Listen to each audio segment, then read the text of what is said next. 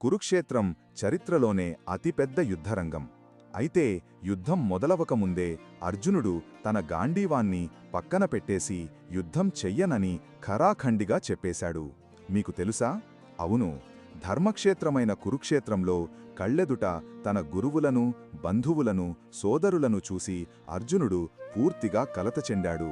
వారిని చంపడం వల్ల వచ్చే విజయం నాకు వద్దు, అదొక శూన్యమైన గెలుపు అంటూ తీవ్రంగా వాపోయాడు. ఈ మానసిక సంఘర్షణ అర్జునుడిని కన్నీరు పెట్టించింది. అతడి ధైర్యం, ఆత్మవిశ్వాసం సడలిపోయాయి. తన కర్తవ్యం ఏంటో తెలియక లోతైన సంశయంలో కూరుకుపోయాడు. నేను ఎందుకు పోరాడాలి? ఈ రక్తపాతం ఎవరికోసం అని ప్రశ్నించుకున్నాడు.